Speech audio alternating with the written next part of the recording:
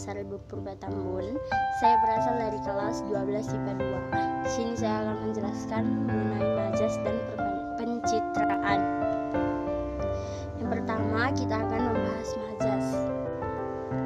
Majas terbagi menjadi 3 bagian, yaitu majas perbandingan, majas sindiran, dan majas penegasan. Sedangkan pencitraan terbagi menjadi 6 bagian, yaitu citraan penglihatan, pendengaran, peraba, gerak, penciuman, dan pengecapan.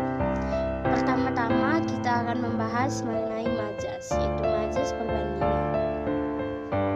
Seperti namanya, majas perbandingan adalah majas yang membandingkan dua hal yang berbeda. Yang pertama kita akan membahas majas alegori.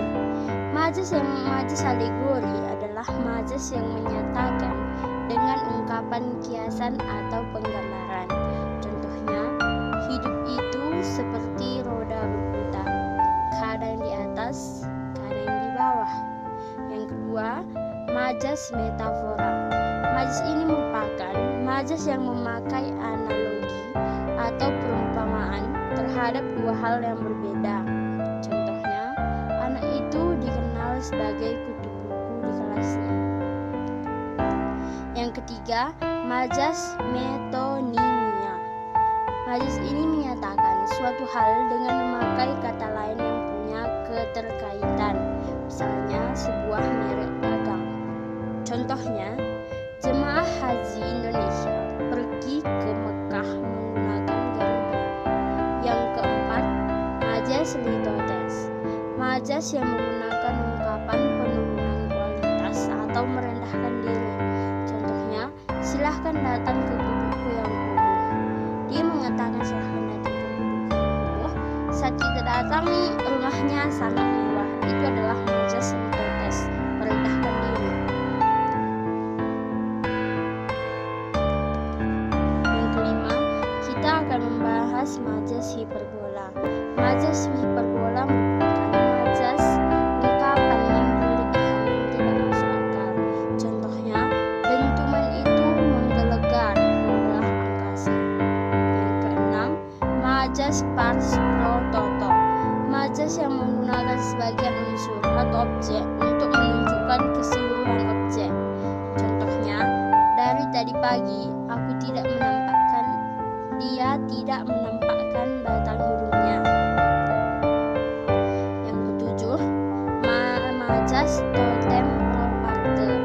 Majas yang mengungkapkan keseluruhan objek padahal hanya sebagian objek saja. Contohnya, Indonesia mengalahkan Malaysia dalam pertandingan sepak bola tadi malam. Yang kedelapan, majas eufemisme. Majas yang menggunakan ungkapan lebih halus terhadap ungkapan yang dirasa kasar atau merugikan. Contohnya, saat ini sedang dibahas penyesuaian tarif tol. Yang kedua, kita akan membahas majas sindiran. Majas sindiran itu seperti menyindir seseorang. Yang kesembilan, majas ironi.